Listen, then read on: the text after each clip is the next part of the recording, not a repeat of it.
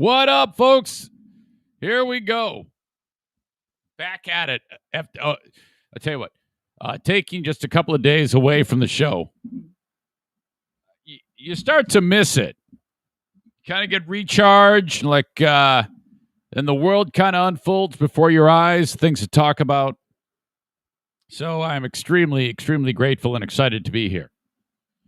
This show comes to you each and every weekday from the Baldwin Ace Hardware Fear Bunker Studio.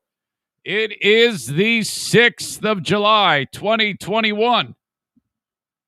The Eric Zane Show podcast begins now.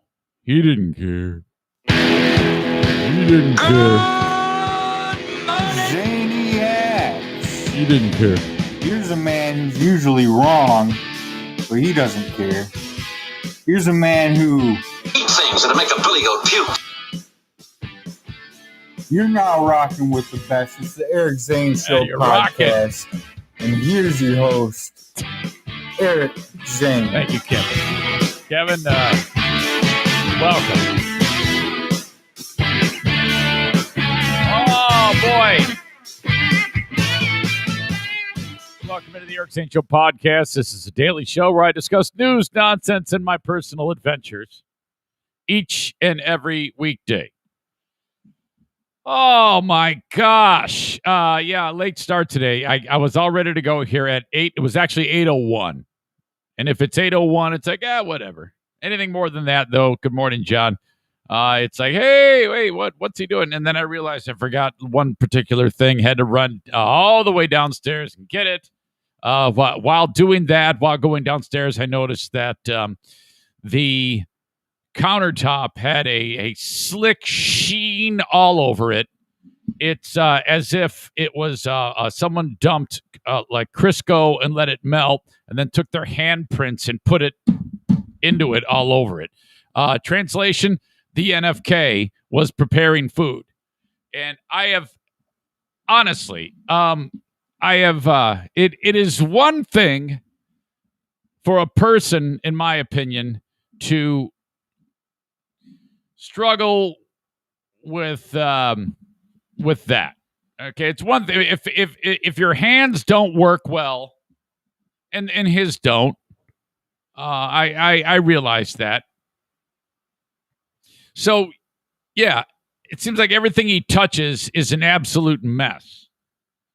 But his fucking eyes work fine. You can see it's a catastrophe.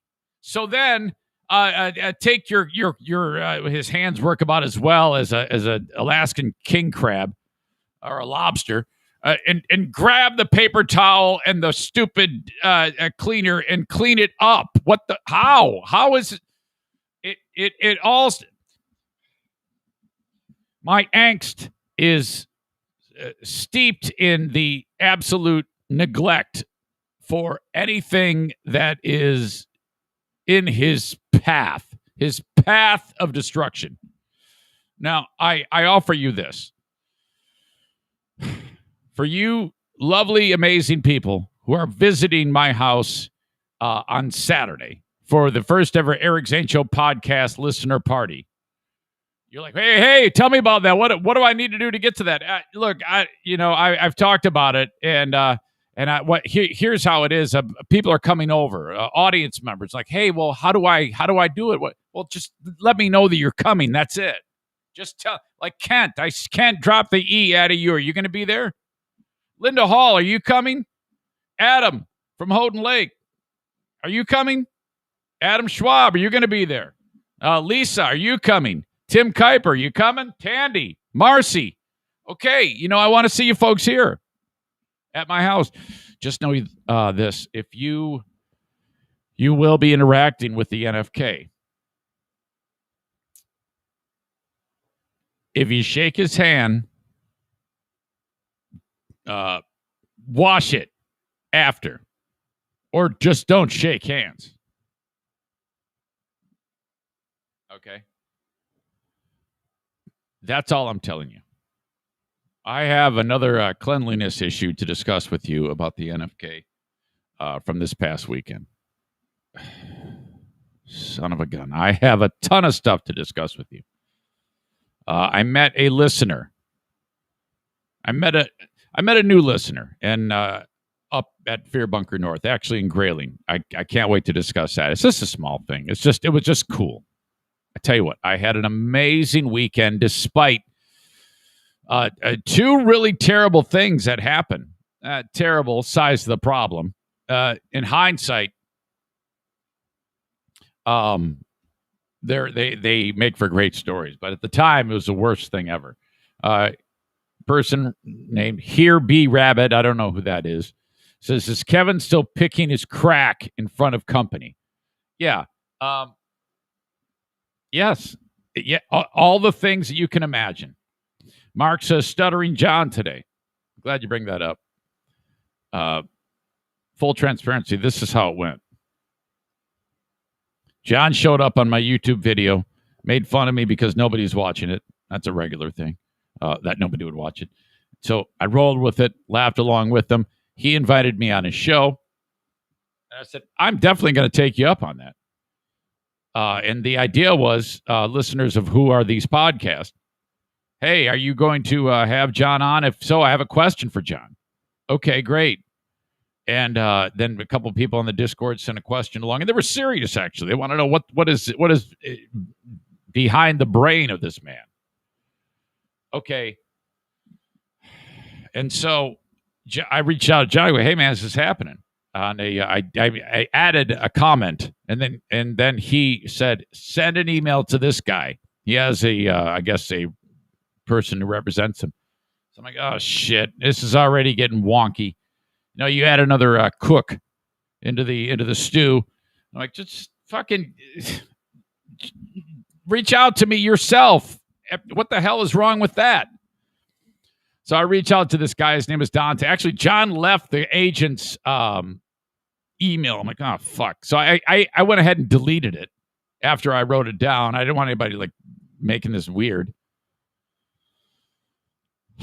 So I reached out to him. I go, hey, buddy. Yeah, John asked me to reach out to you. He wants me on his show on Tuesday because John said, come on Tuesday. I go, all right, I will. I haven't heard back. So then I wrote to John again on the comments of that YouTube video. Go, hey, buddy, I reached out to this Dante guy, and I have not heard from him. Is this happening today? Because John's recording today. So I don't know. In limbo. Here Be Rabbits, the Stuttering John's podcast is hard to sit through. Yeah, I understand that too. And frankly, I've been there. Podcasting is hard, especially when you're alone. You got to learn to keep the content moving. You can't sit there and stammer and yammer like a dumbass. And plus, John's brain, in some cases, I think, is a little bit ass backwards. Just his thinking on things. But whatever. I have no idea anything else about this guy. I don't know him personally. All I can do is look at his body of work like everybody else. And everybody else has, and they seem to have formed a terrible opinion of this guy. We shall see. I'll keep you posted.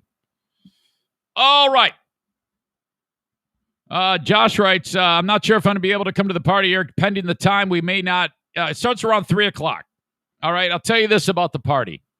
In fact, the party is coming up on Saturday. Here's what's up. My house in the backyard, having a great time. People jumping in and out of the pool. We're playing cornhole. I'm gonna cook for you. This is the thing. I am cooking for you. And so no in-depth conversations because I need to be concentrated on the grill. I don't want to burn any food. I have a gas grill. I got a gas grill for Father's Day. And so that means it is superior than any shit charcoal grill, thank God. So we will be eating like queens and kings. All right. We're going to have the Eric Zane Show podcast, Slaughter the Turks shish kebab, which I'm telling you, this requires a lot of prep to make the individual marinades for the chicken, the shrimp, and the beef. And we are going to have a shish kebab bar laid out for you party goers, okay? And you're going to make your skewer. You're going to hand it to me. I'm going to cook it for you. I'm also going to have completely separate the Slaughter the Turks Armenian meatballs and sauce recipe. That one that I won that cooking competition, that will be there for you too. Well, hey, Zane, what do we bring? Whatever the hell you want. Yes, you do bring something. Dish to pass. What do I need? I need some direction. Yeah, take the initiative and just do it. Bring something you like. We'll all love it. So if you are proud of something you can make, bring it. I don't care if it's chopping up a watermelon. Bring it. Okay? The more the merrier. Bring what you want to drink too. Okay? That's about it. I mean, I would love to be able to pay for an open cash bar. Okay. So there you go. That's how the party works. We're going to start at 3. And let me tell you this. I think that I don't want to be the guy who has to say, hey, go home. Because there is going to become a point when I'm going to be like, okay, I'm ready for bed. So let's just kind of have this deal ahead of time where it's like, I don't know, 10:30, 11. I don't know. Is that rough? Is that too early? I don't know. I don't want to stay up that much later. I am kind of a grumpy Gus if it gets too late. And for me, that's late. So for all you people who stay up till 3 a.m. drinking, that is not gonna happen. I'm actually gonna point my finger at you and say, hey, you got to get the fuck out of here. I will throw you out. That's it. There are Dean, do not hit on my neighbor's underage children. Totally kidding. That was below the belt, Dean. I'm sorry. Stay away from my wife.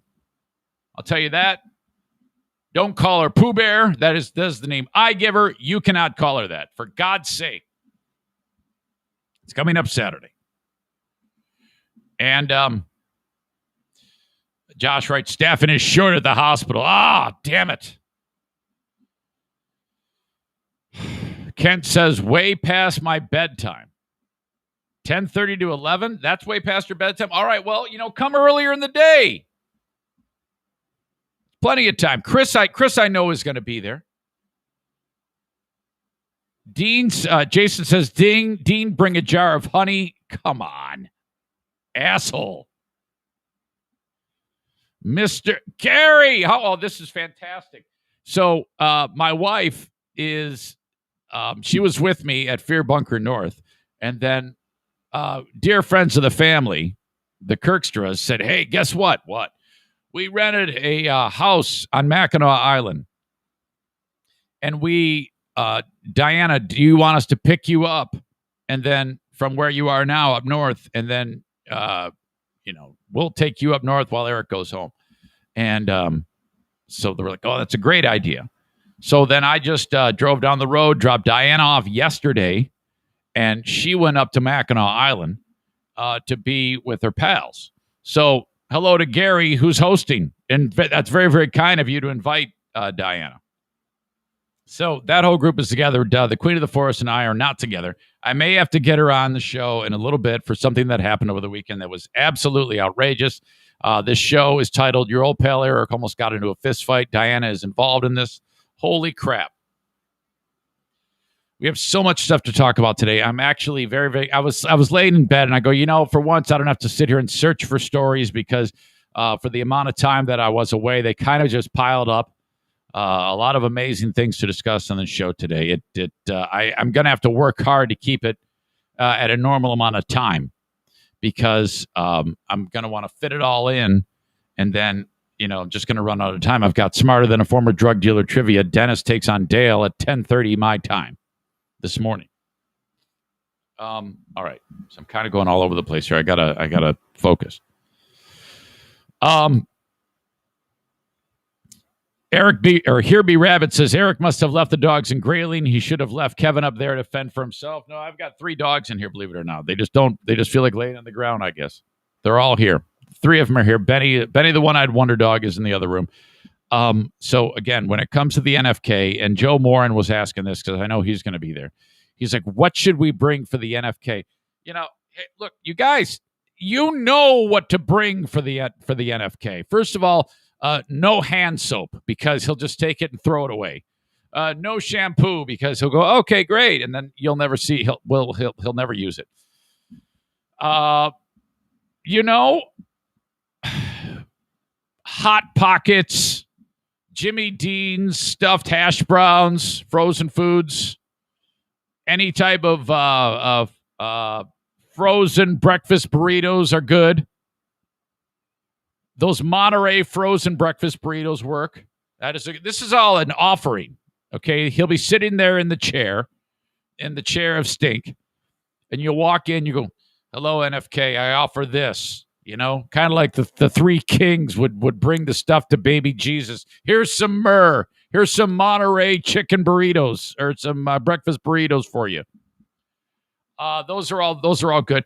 Ham's beer. You can bring Ham's beer for the NFK, and you can bring Grizzly Long Cut Wintergreen. These are all things that the NFK loves.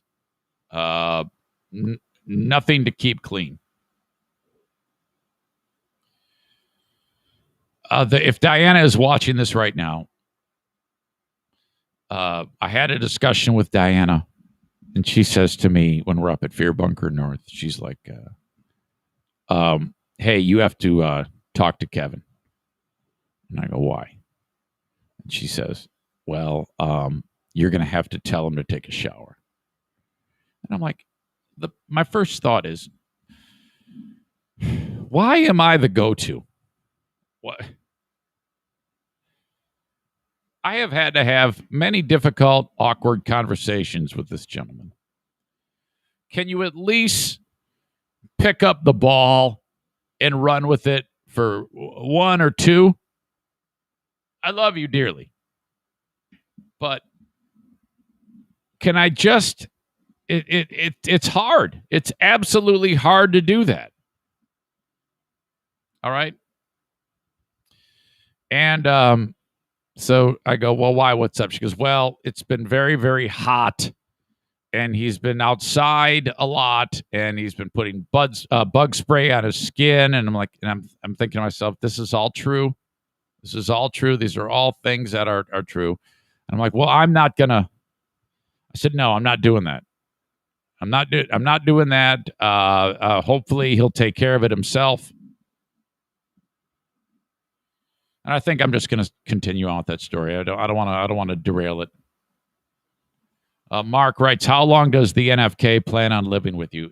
We are, okay, in all seriousness, we are his caregivers. He cannot live on his own. If you don't know, I'll just cover this really quickly again. A number of years ago, he had a lobotomy, a temporal lobe lobotomy on his brain to fix his epilepsy. Okay, and it worked. Now, but I don't know. So there's a lot of things that make it so that he can't take care of himself. So it's very, very difficult, and he's suffering from neuropathy and a couple other things that affect his mobility quite a bit. And there is a very real chance that he could fall and hurt himself. So, I got to help him up the steps and things like that. And so he doesn't bust his ass. So, all right, great. I love him dearly. Him and I stick together quite a bit. We do a lot of things together that are very, very fun. But Jason writes, he's like a preteen boy. Messy, sits around with the TV on for hours. Got to remind him to shower. You're absolutely correct. This is a preteen boy. And again, I don't think that the inability to take care of himself, or the ability that he does not have to take care of himself, I think that it's more it's because of he doesn't have a woman in his life. That's what I feel. When you have a woman in your life, you got to make very, very you got to take care of yourself. And so, if it weren't for women, all of us dudes would be stinky, disgusting animals. So, okay. Yesterday, I am driving Diana to the rendezvous point for her to get picked up to go up north, or even further up north to Mackinac Island, which, by the way, I know you guys are having a great time up there, and she loves it up there. I do not. I absolutely hate that place. I am so glad I do not have to be there. What a nightmare. I mean, you guys, to each their own. That is not fun. Okay? I don't like walking around smelling horse shit all day. I don't know how you guys are doing this. Hey, what do you want to do? Hey, well, let's start the day by going outside. We'll see the giant bridge, which is cool. And then we're going to smell some horse shit. And then we're going to walk 10 steps and smell some fudge. And then we're going to go to the breakfast place and pay $18 for one egg and a piece of toast and half a glass of orange juice. Then we're going to walk out, smell some horse shit, almost get run over by a guy on a bike. And then we're going to get on bikes. It's going to be 97 degrees. We're going to pedal our bikes. We're all going to get heat exhaustion, smell some horse shit, go to some stupid fort where a bunch of ghosts are taking us through the damn place. I honestly believe that those aren't actual tour guides. They're actually the dead that have come back and are ghosts and are they're the weirdest people ever. And you're all on an island, a hodgepodge of people from different walks of life throughout the Midwest. It is disgusting. Horrible place. Oh, terrible. What? A woman in Kevin's life? What universe is Eric on, even thinking that as a hypothetical? No, you're right. Well, I'm just saying that's what it would take to get this guy. So I'm driving Diana to the rendezvous point. It's me, Diana, and the NFK. And the second I get into the car, something hit my nose that I haven't smelled since July 30 of last year. And July 30 of last year was the day that the NFK's brother, Diana's brother, David, God rest his eternal soul, passed away. And when we got there to begin the process of, getting through all of that, we brought the NFK back here. And the car ride over here, it was the worst. It was horrible. So, and on that day, I said, all right, welcome to the house. Get in the shower. And I'm not kidding you. He was furious about that. And I'm like, yeah, you smell like my balls on a bad day. So get in there right now. That actually happened.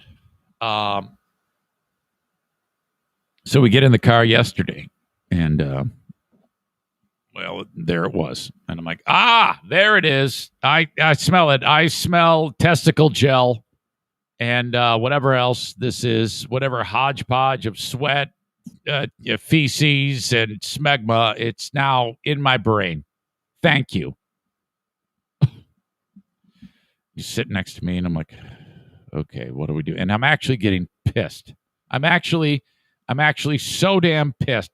We get to where we're going. Drop Diana. Okay, see you later. Love you. Bye-bye. Off she goes. And then I'm like, why are you putting me in this spot?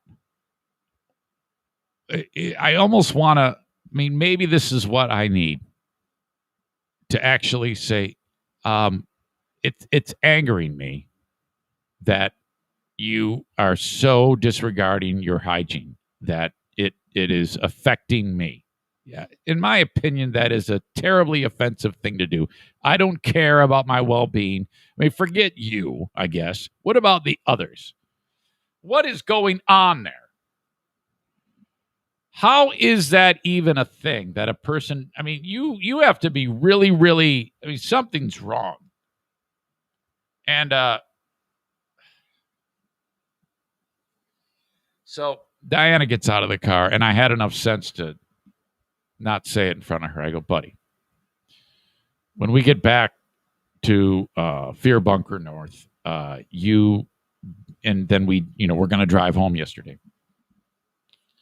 You have to take a sponge bath. You have to go into the bathroom of the camper, and I'll leave a wash rag and a towel to dry, and you need to wash every essential part of your body. Okay. And I'm like, what a fucking terrible discussion to have with a 60-year-old man. Wash your asshole. Do you mind washing your asshole and your underarms and your balls? Would you do that? Oh, my God. And so we get back there, And I go, okay. And I get all the toiletries out. I get the wash rag and the towel to dry himself. And I would just force him to get into the shower, but this is kind of a confined space. And it's like, that is even worse. It's just everything about this is infuriating and maddening to me. One grown man should never have a discussion with another grown man about washing his asshole. Yet here I am. What the fuck?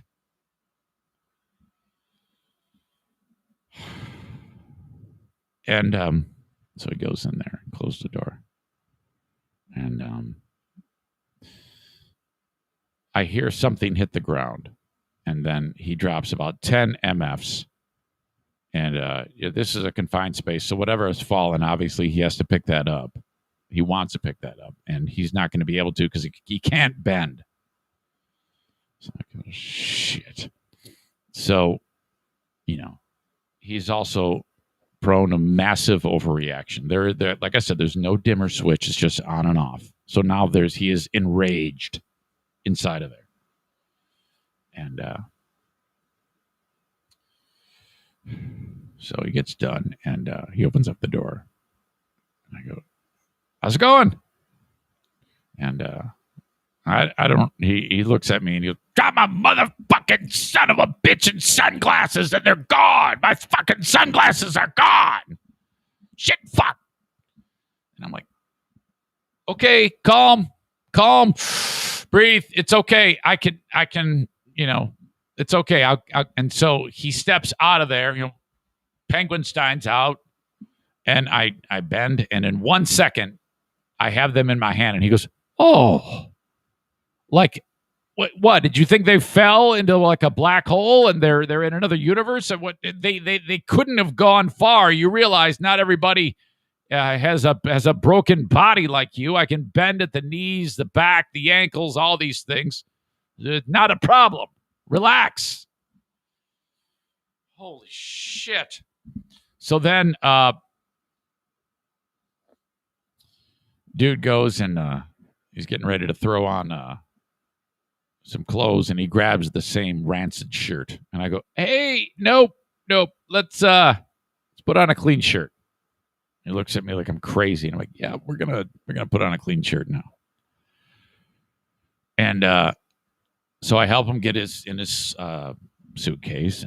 And I don't know if he doesn't like to take the extra step. It's hard for him. I have no idea, but I'm helping. I put his shirt on for him. And then I have a thing of deodorant, which I am now bequeathing to him. And I go, all right, put him up. And he puts the arms up like Clyde, the orangutan from freaking Every Which Way But Loose. And the unbelievable patch of hair under his arms. Patriot Nick, good morning. You're missing the NFK sponge bath story. You're gonna have to back up on your own time and check that. Check it out. And then I take the Old Spice and I put it on him. I'm like rubbing it on everywhere. I want to put it on under his nose, under my nose. No, absolutely, definitely don't do that. Oh. Sarah says, you can probably get a caregiver to help him. No cost for you guys since he's on disability. Oh, and I'm a certified caregiver. Yeah, but if we did that, then we wouldn't have these amazing stories. Okay, it's fine. Honestly, I don't really mind doing that. I just don't mind. I just don't care for the conversations. I don't mind helping him. I actually like helping him. It makes me feel like I'm helping, and that's okay. I'm not complaining about that. My problem is I have to convince him to do this. Here be Rabbit says, lay Kevin down like an infant with his legs up and wipe him down. That's coming. That is coming. I can promise you that. Like I said, it sounds weird. I don't mind helping a person. I really don't. It's just the awkward conversation. So then I basically okay. So then when we get in the vehicle and we're finally getting ready to go, I'm like, there's a hint of Smeg cheddar with a little bit more Old Spice and Irish. So it's Irish Spring, Smeg cheddar, and Old Spice, and kind of like this bouquet of flowery ball gel, okay? Wafting up to my nose. And it's like my fucking brain can't figure out if I am to gag or go, I like this. It's become a olfactory mystery at this point because there's just a hint of the Smeg cheddar still. So I'm pretty sure he did not do a very thorough job on this. Oh my God. Hello to the tarantula farmer who is in Rutherfordton. That's a hard city to say. Rutherfordton, North Carolina. You missed out on an epic NFK story. So let me just tell you people, when you visit on Saturday to my house and whoever's, you're like, hey, how do we get to that? What's going on? Just look, I don't know. Send me an email if you're coming and I'll take care of the rest. Don't act. It's not the end of the world if you don't know what's up. Just if you want to come and visit for the party, eat my food, hang out, say hello, dive in the pool, offer something up to the NFK, just visit. Just come. That's it. I've got a guy coming from Illinois. I think used to listen to me on QLZ. I think his name is Chris. Is it Chris? I forget. I got a lot of emails about it. All right. But I'm not kidding you. If you shake his hand, wash it right after. Or just don't shake it. Just give him a salute and wave. If he puts his hand out, then you might be fucked. You might have to shake his hand. If you get to know him too much, he's gonna hug you at the end of the night and probably give you a kiss. I'm so not kidding. So if you want to avoid rotting tooth enamel flake breath, be careful. Zane, how can you say these terrible things? Look, I'm just telling you what it's like in the house. This is all happening. And, as a caregiver, I think it's okay to say, what's in it for me? And, what's in it for me is we have this great relationship with my dear brother-in-law, with his sister, and I'm 100% okay with that, and I love it. But at the same time, it is too great of ammunition for this show to ignore. I would explode, okay, in anxiety and agitation and irritation if I did not have the ability to tell you this scenario. Eric, aren't you worried it'll get back to him? No. I'm not. He doesn't know how to work the internet. There's no access to it. He's off the grid. Here be rabbit says rotting tooth enamel flake breath. My God, bah ha ha. And listen to me. If you cannot, when you visit, there is no referring to him as the NFK. He doesn't know what that is. He has no idea. And when you bring him things, he's gonna say, I'll just say, yeah, I said on the podcast that you like this stuff. So don't go over the top with it, and don't listen to me. I'll be keeping a close eye on any of these interactions. If any of you fucking bastards decide you want to spill the beans as to some of the conversations I've had on this podcast about him, like if one of you idiots walks up to him and says, "Hey, I heard you don't wash your asshole," I'm fucked. Okay, then the podcast is over because I'm just going to have to quit the whole thing because I'm not going to trust anybody and it's going to be terrible. And I'll find out who spilled the beans and we'll burn your fucking house down. So shut up about that. Don't say shit to the NFK about the things that happened between you and me. Okay? Just, hey, nice to meet you. Here's some Ham's beer. Here's some Hot Pockets. Here's some, what do you call it? Grizzly long cut wintergreen. And that's it. No more. You don't need to say too much. So those are the ground rules. Stay within those parameters and we'll be fine.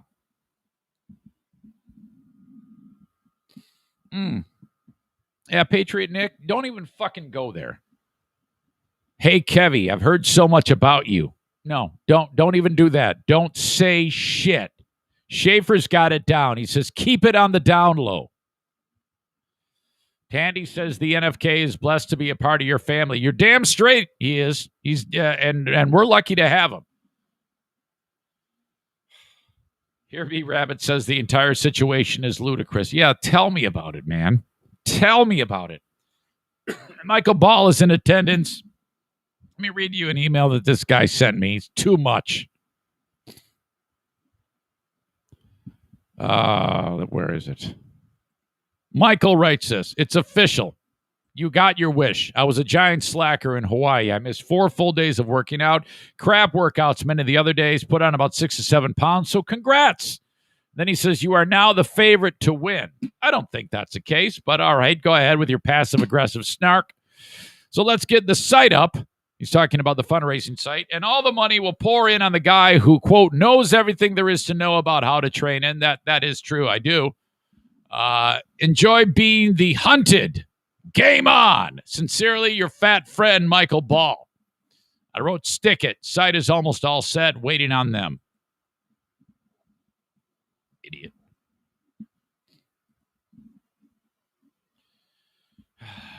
The Peruvian Edge writes, someone needs to make a movie about all this. Yeah, I agree. I agree with you. So, all right. Saturday's a party. Would you do me a favor? RSVP. I've got a number of people who already have. If you're like, how do we get to your place? Well, if you don't already know, just send me an email. I'll take care of that. No big deal. That's easily solved. Okay. Saturday, the party. Boy, yeah, it sure was annoying, though, to have to say, hey, you're going to need to wash knock the shit off, knock the body odor smell off down, because, you know, he was at about a DEFCON 9 out of 10, and I needed him to be about a 3. You know, it was just too much. I can't sit there in the vehicle and with that just burning into my brain. I have so much to talk about. I'm just scratching the surface.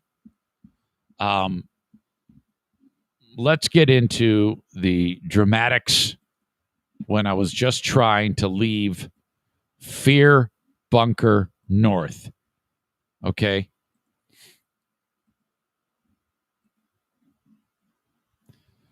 So, when I travel, I'm driving in the RV, and I tow Diana's Dodge Journey behind on a car dolly. Car dolly is just 2 wheels. The ramps tilt down, and then you drive the car up the ramps, and then you lock it into place, and then you strap the wheels on to the dolly. Very simple, and then you can tow the vehicle. I have now ripped off 3, count them, 3 bumpers since I've started using this. The most recent was yesterday. Now, the other 2, okay, I ripped off the bumper on my Civic a few years ago. It actually came off at Fear Bunker North. And I wasn't careful about putting the car up on it, and that caused the problem. And I ripped the bumper off. Part of it got snagged down to the car dolly when I backed it. I was horrible. Then I got that repaired. And then last year, I didn't rip it off, but it's severely damaged. It's like partially off. You can pound it back into place. The same vehicle that I repaired, that bumper was damaged a second time, and it hasn't been fixed. The most recent is yesterday. So I go to drive Diana's car up onto this thing, and I'm alone. And so the idea is you got to get close and then get out, see if you're centered, and then get back in the vehicle. If you're not, then you got to make an adjustment. And I thought everything was right, and so I start to go up it, and I hear a noise that I don't like, and I'm like, uh-oh. And there is damage to this one particular area. It looks like it can be repaired, okay? And so it actually comes off. It's like a plastic piece, cosmetic plastic piece, but it looks like, I'm like, oh, shit, oh, no, here we go again. But it had salvageable, and so much so that I'm like, I'm not even going to say a word about this. So off we go. I put the piece into the back seat of my wife's car, and I get back in the car, and I continue doing my thing, and I go up onto the spot, and then what you do is you feel like the vehicle settles in like the area where it's supposed to be, and then all of a sudden I feel the vehicle going down, and I'm like, what the fuck? And so I put the brakes on, and I hear terrible noises. I have driven off. I've driven to the spot where I'm supposed to go, and I've gone over that. This is the equivalent of driving like with those, those cinder block parking things in a parking lot. You're like driving over that and getting the car hung up, but actually much worse because I'm on a ramp. So I've driven much farther than I'm supposed to go. Take a look at this. Okay, you can see it right here. There's O'Neill kind of just staring at it. If you're out watching the live stream, you can see it. And for those of you that will just be listening to the audio podcast, I will provide the link and you can see it for yourself. But you might be like, oh, well, just back up. No. That's impossible. And the right tire is on the ground. It's even worse. So I am screwed at this point.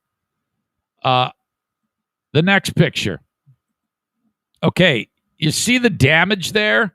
This silver part is a part of the dolly.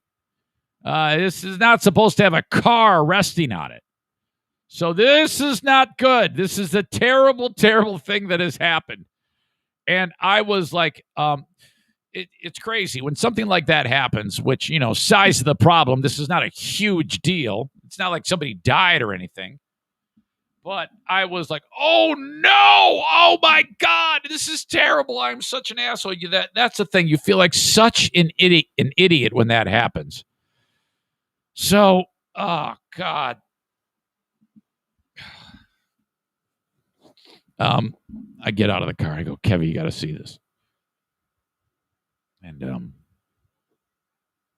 Nick says, lock the parking brake on the car and pull the RV forward. Yeah, I wasn't about to do that. I was definitely not going to take this into my own hands for fear that I could do something. I was concerned possibly of puncturing the oil pan or doing something with the underside of the vehicle and making it so much worse. It was gruesome. So I'm like, okay, Kevin, get out. And he gets out. He penguins down. He's over. He goes, well, what the fuck is it? What the fuck are you doing? What the fuck? I go, yeah, this is a major problem. We're not going anywhere. And we're ready to leave. We had cleaned up I cleaned up everything that needed to be cleaned up, put everything away at Fair Bunker North. Here we go. We're leaving now. And this is the last thing I got to do. No big deal. Here be Rabbit writes. It's only Diana's daily driver. Shut up. You're not making this easy. I call my brother-in-law, Mike. He drives over, and he's with his brother. And the brother is one of these. All right, man. Why don't we do this? And he's like coming up with a game plan. And my brother-in-law, Mike, is like, man, just call a wrecker service. Your life's going to be so much better. Just sit here, relax, call somebody to come fix us. Alexis writes, those fender flares are held on by Christmas trees. That's a little part. Easy fix. If it's out of shape, warm the backside with a heat gun and mold it back. And no, it's destroyed. Trust me. Maybe the picture didn't do it justice, but shit's all cracked in there. It's no good. So my brother-in-law's brother is like, oh yeah, we can fix it. We're just gonna get a couple of jacks. And I'm like, dude, no. And then my brother-in-law is like, let's go. Leave him alone. Don't offer any type of fix. We have to leave. We're going home too. We're getting out of here. So, okay. The vehicle is completely screwed. Cannot move it. I call up a wrecker service. Dude shows up and nicest guy in the world. And I'm like, hey, so you probably see this a lot, huh? He goes, nope. No, I've never seen anybody actually do this. And I'm like, fuck. Because I've seen people drive over the concrete parking lot things when they go too far for maybe accidentally step on the gas when they should be stepping on the brake. You know, a lot of old people do that, and I'm old. I don't know, maybe this is the end. So he has to attach the car and he has to raise it up, and then by hand, him and I pull the dolly out, start the car, make sure it's in running order. It is. It's fine. I immediately, yesterday, I sent an email to my insurer. This is why you have insurance.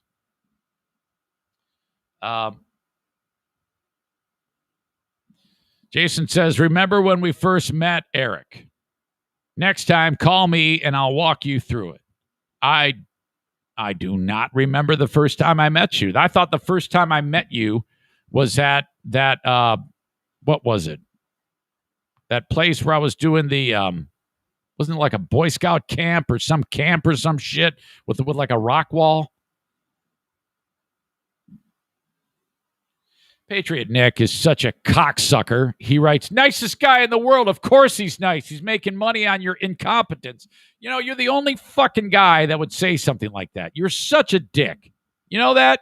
You're a fucking fat-tittied, overgrown, bearded asshole. Shut the fuck up, Nick.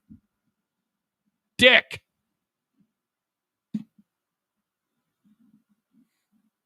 Andrea says, first time you met Jason was at Rebounders while he was fixing my car. No recollection.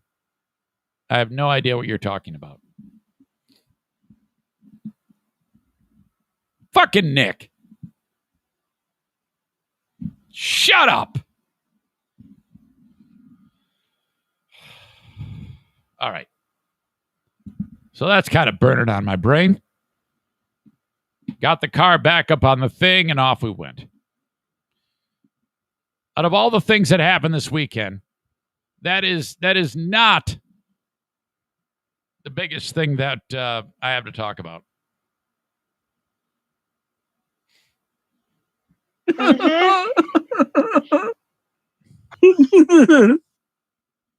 The biggest thing that I have to talk about is the near fight that I got into with some local yokel asshole in just about a mile away from Fear Bunker North. And I honestly think I did the right thing here. I had to. I may have to call upon my brother-in-law, Mike, and my wife, Diana, for help on this story. As you know, I like to spread the word that the easiest way to get this show, well, there's several easy ways to get this show. You can watch it live every weekday at about this same time, starting at about 8 a.m. Eastern time. On Facebook, brought to you by Irvine's Auto Repair, Grand Rapids Hybrid and EV.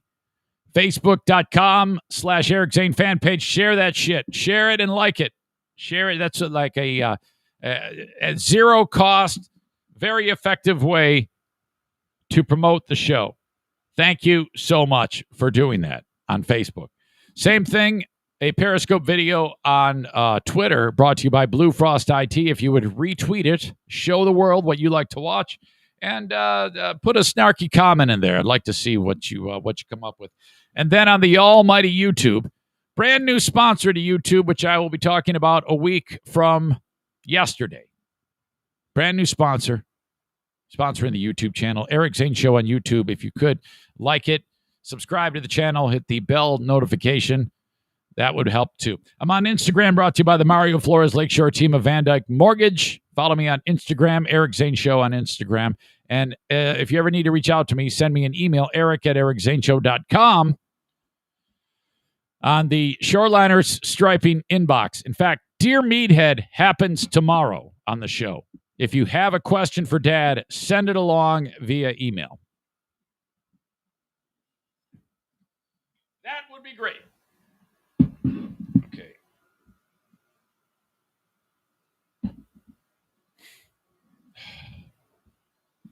Dying of thirst. I think I need a drink of water. In fact, I'm going to break real quick and get some. Regarding the potential fight that I almost got in, Adam writes, in this corner, Clem with the 1,000-yard stare. You're not kidding. You guys are going to love this. There's a lot of strange mysteries in this, how it all came to be. Hang on. I'll be right back.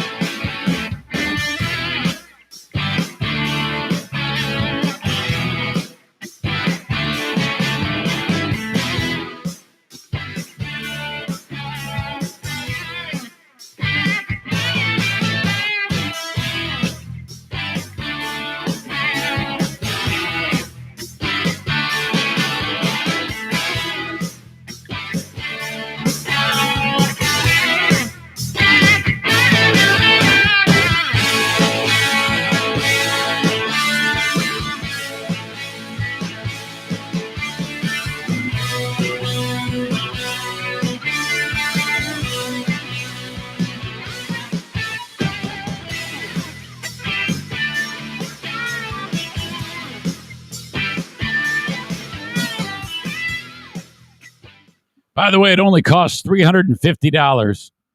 Hold on, let me do that again. I'm back. It only cost me $350 to get the vehicle off of the car ramp. Why so? How come so much? What happened? It wouldn't have been bad at all if the guy didn't have to travel so far. He was about 40 minutes away, and it's $1.25 a mile. I called the record service in town, and they said it's a 3 or 4 hour wait. And I'm like, okay, never mind. It wouldn't have been nearly as much if I had used them, but it was the distance covered that screwed everything up. All right. Money well spent. So I'm hanging out with my dad and my brother-in-law, Mike. And earlier in the day, Diana drove up to a community north of where we are called Gaylord, Michigan. She wanted to get some things at the Walmart or whatever. I guess she needed something. So she takes her brother, Kevin. As she's coming back, I get a phone call, and she says, hey, Kevin and I want to roast a hot dog over the fire, and you do a good job doing that. Will you do that for us? And I go, yeah, that sounds like a plan. So I'm like getting things ready to go, just hanging out. I got, like I said, my brother-in-law, my dad, and she goes, we are 3 miles away. I go, okay, well, she'll be here any minute. 10 minutes passes, and I go, something's wrong. So when she said 3 minutes away, I looked. We share that app that shows where you are. And I look where she is, which, by the way, if you are in a relationship or like married with someone and you have that app enabled so that you can see where the other person is, and they suddenly don't share that with you, there's something wrong. They're trying to keep something from you. To me, there was a friend of the family, former friend of the family, this asshole. What the hell was his first name? I want to say his first name just so that people who know who I'm talking about can go, oh my God, he's at least giving part of the name. I know exactly what he's talking about. What the fuck was that guy's name? That's probably best. Anyway, like a year ago, Madison says, yeah, Mr. So-and-so She was okay. Here's the story. Madison was dating this kid, and this dude's dad is the asshole. Okay, so the story comes out that this guy has. They approach me. They go, "Oh my God, we don't know where Mr. So and So is. He's supposed to be somewhere in Florida. He's visiting his brother, and then all of a sudden he stopped sharing the app." And I go, "Oh, he's cheating on his wife." What are you talking about? Yeah, trust me, he's cheating on his wife. And they for like weeks, they didn't think that at all. And they ended up finding him or whatever. He showed up. He go, "Hey, yeah, sorry, I don't know what happened. I lost my cell phone," or what. He makes up some stupid bullshit lie. He made up a story that he was going to like Florida to visit a brother or something like that. In fact, he was with the chick. One of those things. Really clandestine meeting. So this fucking asshole, he ends up. Story can be told now without revealing names. There was a local guy. I'm totally digressing and changing my. This is a tangent, but it's a great story. This old man, like my age, hooks up with this like 25-year-old chick who's 1 year married, okay? And she's married to some poor guy who's running for some local, I don't know, something. It's one of the local elected officials. He's running, and he's putting all his money into this campaign. He's working his ass off. And then while that is all going on, his new wife, is cheating with this former friend of the family. Okay? Now, we're still pretty close to the former friend of the family's ex-wife. She's great. Nice lady. And then her son used to be dating my daughter. They ended up going their separate ways. But, that's still cool. I mean, the wife, the ex-wife, and the son came over for Madison's graduation. Nice family. Great people, except for the ex-husband. He's a piece of shit. So, Mr. So-and-so turned off his sharing of his. I go, "Oh, it's because he's cheating on Mrs. So-and-so." "Ah, you're crazy." I go, "No, I'm not. I can promise you that's what's happening." 3 weeks later, sure enough, the cat's out of the bag. Oh, boy. And, man, did it roll downhill fast. Oh, horrible. And the dude in this, the piece of shit, hey, never does he have a moment of clarity where, hey, maybe this isn't such a good idea. Oh, God, just the turmoil. So now he ended up he leaves his family. He lives in Florida now. This is all in a year with this stupid horse mouth woman who she ends up divorcing the guy. Poor guy was only married to her for a year. The whole election campaign goes out the window. It's like right near the election that this all went down. That the cat was out of the bag. Oh, God, terrible. There are a handful of you who are watching this who know exactly who I'm talking about. And don't speculate, please, on the chat if you think you know. That would be great.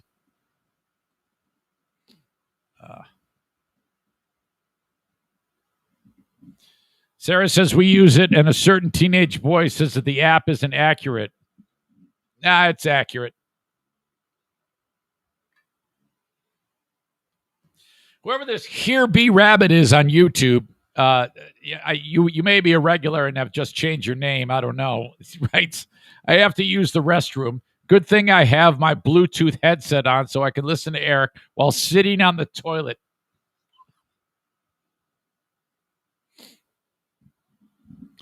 Jason says you could have saved some money, back to the previous story, with a jack and a few blocks. Well, okay, yes, but time is money. All right, so that would have involved going to the. Well, first of all, I had no way to get. You see, your comment is so stupid. This is why your comment is stupid, is because it's pointless. Why how? Think about that. How the hell is that going to happen? Am I going to get into a car that I don't have and drive to go get jacks and spend money on jacks? What? You see, you don't think before you just fly. You just say whatever the hell is on your mind. Thanks for the useless bit of information that would have helped me zero at that point. Thank you. I hope you feel better with that comment.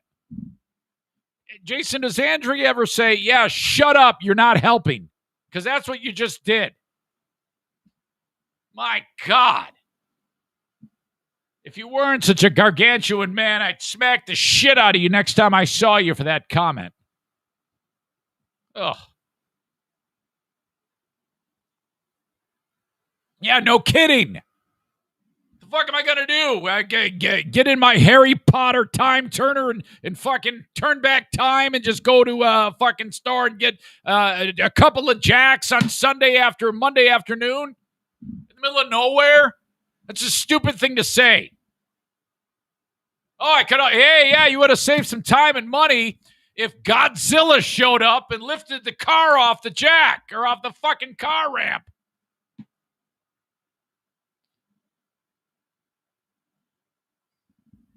Aram says, sounds like you should have AAA. Nah, those guys, that's a fucking ripoff. I'd rather just use it. You have the guy show up once every 5 years and something stupid happens, then pay $100 a year for that. No, I'm not doing it. AAA is a scam. Okay. Where the hell am I? Okay. So, I don't know where the hell Diana is. I call her up and I go, hey, is everything all right? Because I looked at the app and she's in the same spot that she was in the previous time I looked to see where she was. 10 minutes has passed. She's no closer. What's going on? Call her up. Hey, is everything okay? No, I'm stuck and I'm lost. Wait, what? Yeah. I go, okay, so I'm not sure what happened. I go, okay, well, where are you? I don't know. Hence the lost. Okay, well, no problem. This is what I want you to do. I want you to open up Google Maps, press share your location, and then send it to me, and then I'll just come see you. And I will get this and I'm stuck in the sand. Oh, okay, no problem. Now, at 51 years old tomorrow, I'm smart enough to know that she already feels like shit. So you do not belittle your wife concerning this. Okay? She did not just see and that's good. I didn't do anything to her. I am good in this. I am the most behaved in this story. I did everything right in this story. You're going to love this story. She didn't, and I think she remembered that because when I told her I fucked up her car, she goes, it's okay, mistakes happen. Because I was all about that. I was like, hey, you know what? Whatever. You made a mistake. No big deal. All that happened was, hold on a second. So my brother-in-law, Mike, is there. Thank God. And my dad and me. I go, hey, Mike, we got to go get her. And he's laughing. He goes, how? How did this happen? What's going on? And I go, she says she was just following the blue line on the app. And it took her to a place that she's not familiar with. And I go, Mike, you got to understand. She is, if the blue line says go somewhere, she's going to be the woman who drives into the lake. That's going to happen. And he's laughing hysterically. And I go, Mike? He's going, how? I go, well, okay, let me just say this. I cannot ask these questions. This is not going to happen. I am not going to ask that. However, you can if you want. You do that at your own risk. But I'll tell you right now, I'm not saying shit. My goal is to just not make her feel like an idiot and get her out of there so we can come back and have hot dogs. That's it. We go down this road. It turns into a dirt road. I've been down it before. And then you get to a metal barricade. and then it turns off into a person's property. So this is the end of the line. Now I'm looking, and she's right there. I see the location. I'm like, she's very, very close to us, Mike. And so then I call her up, and she goes, "Are you coming?" I go, "Well, it says we're here, but you're not." So and she got so freaking scared, she panicked, and she actually made me feel so bad. She goes, "Oh no!" And I'm like, "Oh, honey." I go, "It's okay, it's okay. I know you're close to me." So she's really upset. I go, "What's Kevin doing?" She goes, "He's praying." So they think they're like in the Mojave Desert.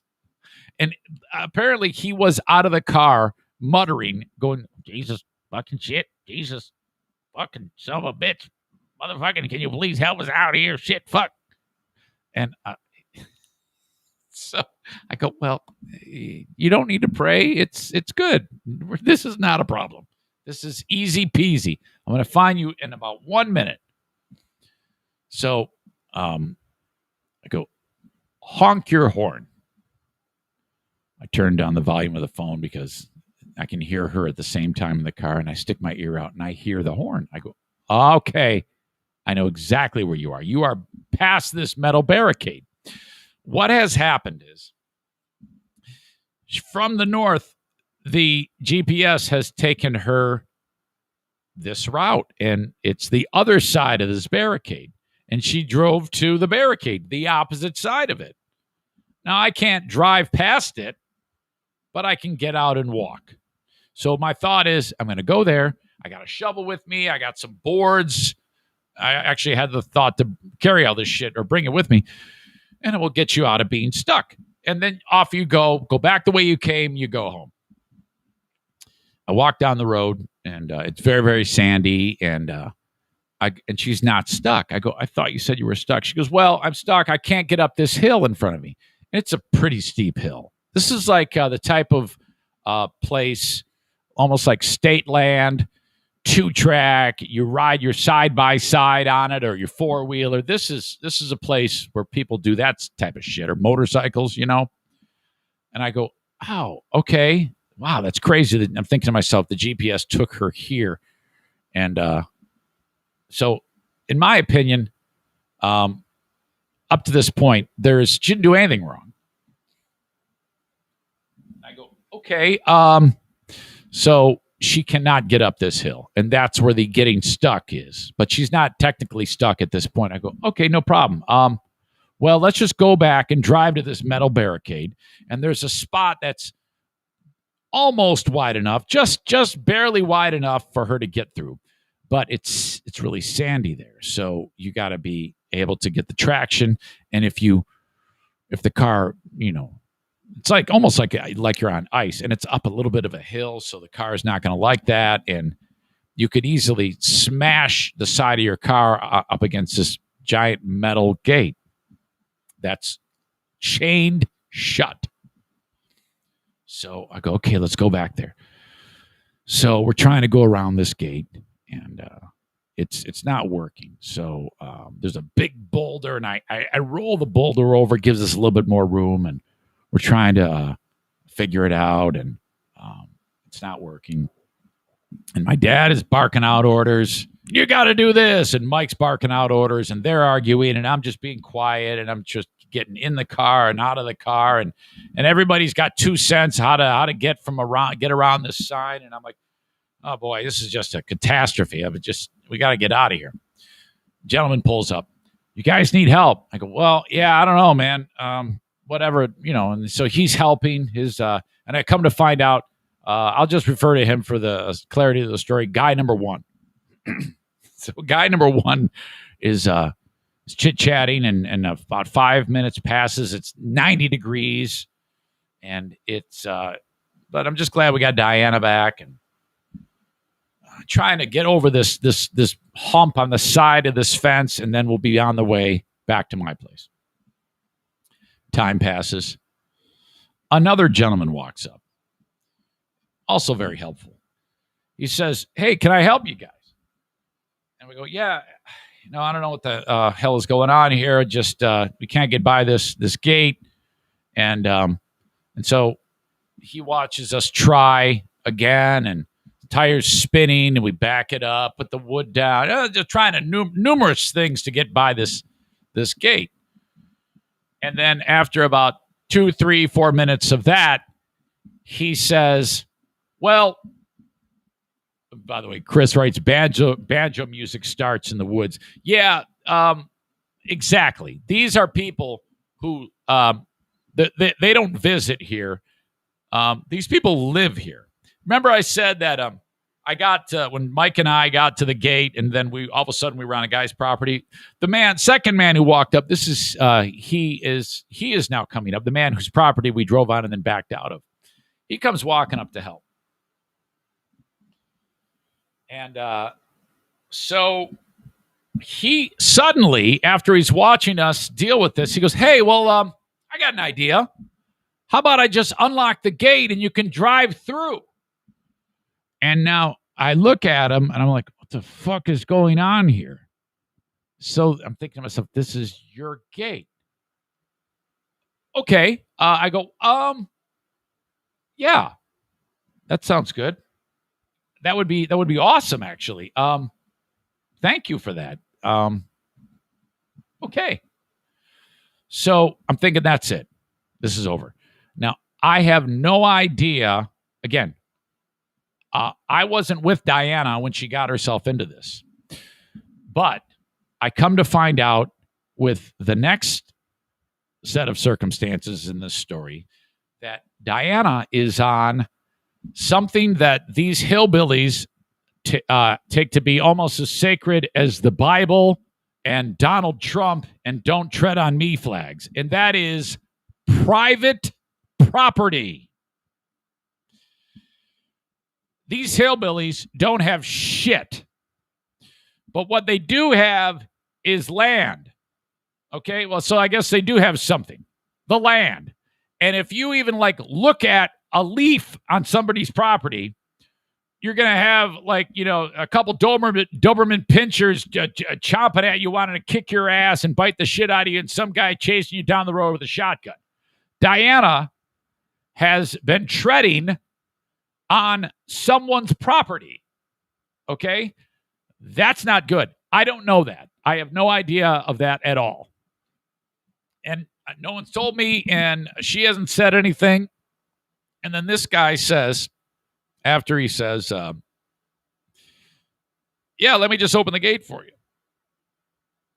He says, you didn't see the sign? It said, do not enter private property.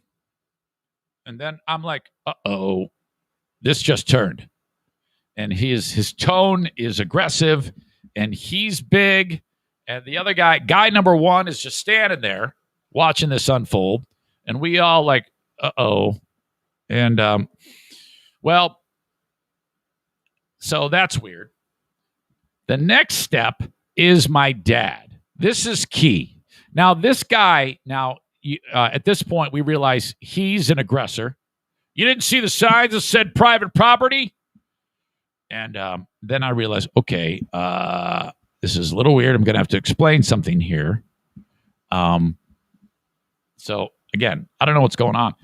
And my dad is outside of the car. He takes one look at the guy. And my dad's got his big walking stick with him, his Buford Pusser walking stick. My dad looks at him and goes, hey, we don't need the lecture. Just open the gate. Now, in my opinion, okay, before my dad said that, I'm like, oh, okay, this is a problem. We're probably going to have to get an earful from this guy, and then we'll be on our way. So I'm going to let him say a few words that he's not happy about. I'll try to ease it over, no big deal, and then that'll be it. But my dad makes it worth. Did you hear that? Worse by saying, hey, we don't need the lecture. I'm like, oh, fuck. I go, Dad. He looks at me and goes, what? I go, just let it go. Okay? So I go walking up to the dude. And I go, buddy, really sorry about that. My wife was following the blue line. I wasn't driving. I'm here to try to get her out. I got my brother-in-law who walks with a cane and my wife driving. They can't read. Now I'm like, okay, I'm getting closer to the point of no return. Okay. And I go, yeah, she can read. And then I kind of under my breath, I say, women drivers. I think what happened was she got a little freaked out because she was lost and thought perhaps she was on like the backside of our little area, which because where we live when we're up there, there's private property signs everywhere.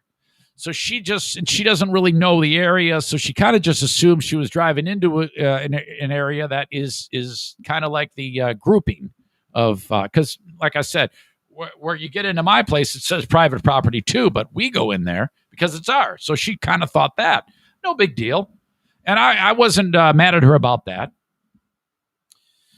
And this guy, he continues to harp, and he's like, "Look, man, I get so frustrated." Blah, blah, blah, blah, blah, blah, blah, blah. I go, buddy, I get it, and I wish I could make it up to you. I think she just kind of got off the beaten path. I appreciate you opening up the gate. We'll just get through and be on our way. And he goes, Jesus, fucking son of a bitch, and he's pissed. Okay, but what's weird is he started out with, "Can I help you guys?" And he was very friendly, and then he let us kind of soak in it, and then he said, "How about I just open up the gate?" So that was weird. I'm like, okay, this is getting off the rails here, and everybody's getting annoyed, and everybody's getting agitated. And so I'm taking it all in, and I go, man, I can't stress enough how sorry we are to be on your property. I'm really sorry about that. So he opens the gate. Okay, great. And then he continues to talk. And he's chirping, and he's still giving it to me and Diana. Can't you read? Oh, my God. I mean, how he's saying he's going on and on and on. And I look at Diana, and she feels like shit. And she looks like, and then she sticks her head out the window. And I'm like, okay, no, this is it. If she says something here, I got her back. Okay, that's it. She goes, I'm sorry, I'm just ignorant. I guess I'm just ignorant. I'm like, oh, fuck, this is it. This is the big one. And I go, yeah, I gotta say something here. So I haven't even gotten the car aligned to where I'm not even through the gate yet. And I close the door, and I go, all right, enough. And I'm walking towards the guy. And so now Charity Scam Mike, my brother-in-law, my dad, they're kind of like, uh-oh, Eric's gotten to the point of no return. I go walking up to the guy. And I go, okay, man, I get it. We fucked up. She fucked up. No big deal. But can you stop? We understand. You've said what you have to say. You're right. I got nothing. But can you just stop? You've said enough. Well, how many signs I got to put up? I go, dude, don't repeat it. You've said it many times. I get it. Well, I can say it. And then he goes, you're on private property. You're trespassing. I go, yeah, I get it. But it's not like the guy with a cane and my wife want to be an interloper on your fucking property. Trust me, we want to get the fuck out of here as much as you want us out of here. Trust us. This was an accident, and he's still going on. And he goes, yeah, well, I'm just defending. I'm just saying. I go, yeah, you did. You said it. You made your point, and now it's time to stop making the point. You've said too much. And I'm doing the alligator thing with my hand. I go, you talk too much. You've said your piece. Now that's it. Now, I felt pretty good about this because while I'm looking at him dead in the eye, he looked away. And I thought to myself, I got him. And to me, that was telling me that he was done. And I think he was. And so I'm like, okay, is this going to turn into like blows? And I was ready. If it got down to that, I was down. All right, let's do it. And so it's settling. I've made my point. And then guy number one comes storming in, and he goes, well, then we'll shut the fucking gate. Fuck him. Fuck you. You're trespassing. I'm like, well, who the fuck talked to you? You have nothing to do with this. This isn't even your fucking property. I didn't say that, but he comes in and he goes, yeah, fucking close the gate now. So now this guy's telling guy number two to shut the gate on me. And I'm like, fuck, here we go. Shit, son of a bitch. And so Mike, now we're mobilizing. Mike comes walking up and he goes, man, why you got to escalate this? This is between them. And then guy number one's wife says to guy number one, yeah, Todd, shut the fuck up. So the guy's wife is telling guy number one to shut the fuck up. He has nothing to do with it. And by the way, I haven't sworn at the guy. I've sworn here, but I did not swear at the guy. I didn't call him a name. I just said, yeah, dude, I get it. And I was actually pretty calm. I said, yeah, dude, I get it. You've made your point, but you talk too much. Enough. I hear it. Okay, enough. We get it. So that was it. This first guy comes and yells at me. Okay, that's it. Jason says, did you at least have your pistol just in case? No, I didn't. That's a thing. What an idiot. So at this point, my dad is now getting closer. This is what I have for defense. Okay, it's these two hillbillies, and maybe the wife. She would probably be a peacemaker. You got me, charity scam Mike, who probably could get some power because he's got some big tits. My dad, who's got his stick in his hand, his big walking cane. Diana, she's powered by redhead rage. The NFK is mobilizing. He's going to shit in his hand and throw it at the guy. So we've got all this. That's our munitions. So this guy and I are face to face, and this all happens in a period of a minute. And I go, dude, sorry, but that's the way it's going to be. You got to stop. I go back to my car. I get in, and everybody's this guy number one whose wife is yelling at him. He leaves. It all happens. It happened so fast. I drive through the gate. I go, look, dude, I'm sorry it all happened, but all right, that's it. I put the big boulder back in place, and I got the fuck out of there. Ugh. What a fucking nightmare. And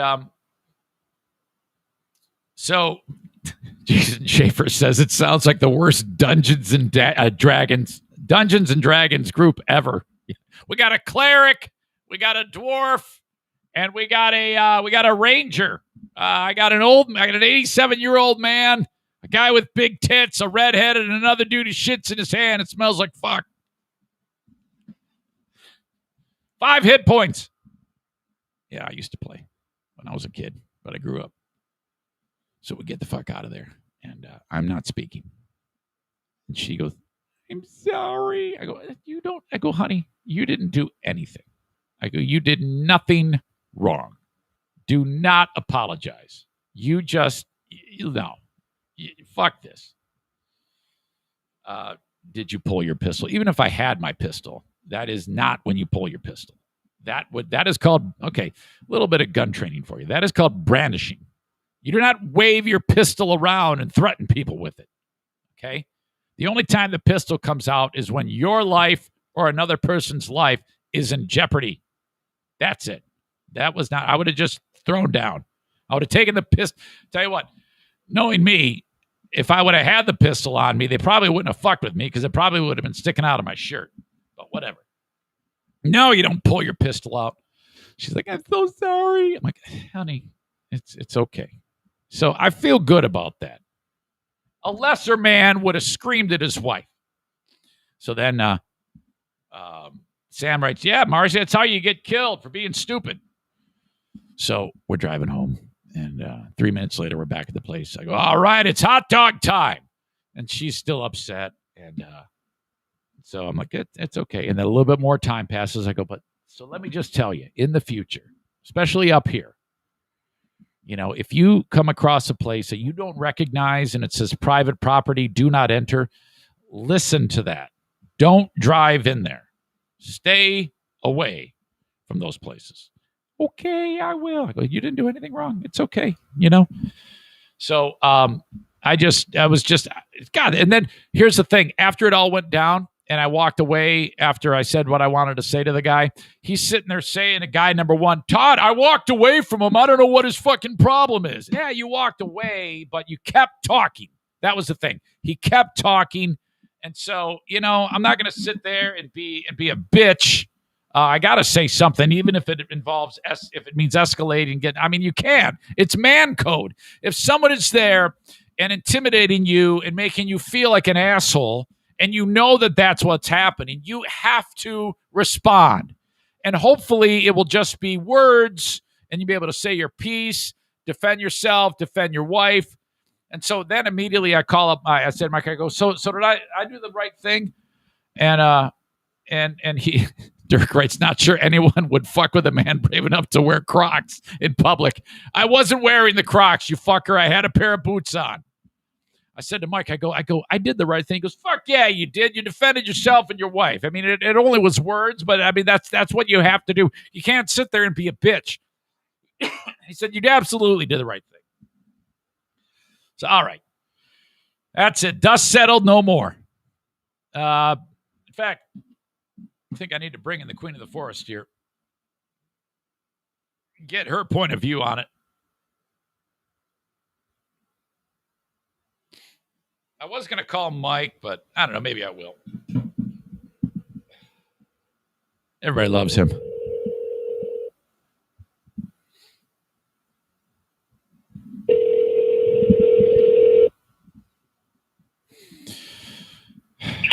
Hello. Hi, honey. How are you? I'm good. How are you? I'm doing well. Doing well. I was just giving everybody the lowdown on the big dust up north. On the what? On our big dust up north with those hillbillies. Oh, yeah. Yeah. I mean, it all started out nice, and then they turned on us. They really did. They really did. And I think is somebody rebuilding the house there? No. I'm wearing headphones, so it's super loud in my ears. So if you can go to a soundproof room. This house is like 150 years old. Well, yeah, I know, but I mean, if you go to a room where there's no one is putting a roof on, that's I don't know why we always have to. I mean, surely after years of doing this, you can vacate to a room that's quiet when we're podcasting. I don't need your staff. Jason writes, why is there always clinking and clanking when you get her on the phone? I know, Jason. No. I know. Hey, tell Jason to... Tell Jason to what? Never mind. All right. Because here I am. Yeah, you're here. So I don't think you did. I mean, you didn't intentionally do anything wrong in this at all. No, not at all. You were worried and you were lost and you were scared. Yes? Correct. One time it sounded like you were about to burst into tears. Isn't that right? Well, yeah, I was scared when you couldn't find me, and I'm like, well, I'm screwed then because I can't get my car out of here, and I have no idea where I am, so I couldn't even walk to try and find me. So you had I mean, here you are with essentially a handicapped individual, your brother, and yourself. Yep. And you're panicking, right? Yes. When I told you I can hear your horn and I was going to walk to you, did you feel a little better then? Yes. Now, I was explaining to the audience that even up to the point where the second man came up, I still had no idea we were even on private property. I just thought it was some dirt road. Yeah. Did you know at that point that it was private property? Well, I saw like I said, I saw the sign. I didn't see 5 signs like he said he hit out. I saw one sign, but it was kind of pointing in the other direction a little bit. And I thought, well, yeah. And I said, well, if it is private property, I'm part of the, I'm one of those people that can go on it because obviously I need to go down this to get to my place. Right, right. Well, I mean, so possibly you were assuming that this was like a back way into our cluster of pieces of property. Correct. I thought it was going to take me past Kathy's house, you know, the lady down on the end of our road. Right. Right. And get me to my house. You had no idea. You had no idea that our place is one way in, one way out. Right. And he was not listening, correct? He what? He wasn't listening. He wasn't having any of it. No matter what we said, he wasn't having any of it. Exactly. when he first started to express his problem with us, did you sense, this is going to go bad? Yeah. Well, even then, I mean, even at that point, I'm like, because you were handling it really well. You're like, dude, I'm so sorry. I wasn't in the car. My wife's not familiar with this area. It was an honest mistake. Blah blah blah blah blah. Were you okay? Deep down, were you wanting me to say something? I mean, when he started getting more worked up, I'm like, yeah, okay, this needs to end somehow. Something needs to be said. Yeah. So here we are. We're on his property. We could have just. I mean, yeah. I as soon as I felt like he was, I started to feel emasculated when he kept going on and on and on, and then I started to feel bad because he's making you feel bad. He's not understanding that this was a mistake. And I didn't say this when I was first telling the story. That at one point when I was in his face, I said, okay, she fucked up. People do that. Have you ever fucked up? And I think that's when he started to maybe I might, I don't know, maybe he started to have a realization there that he was overreacting. Right. Yeah.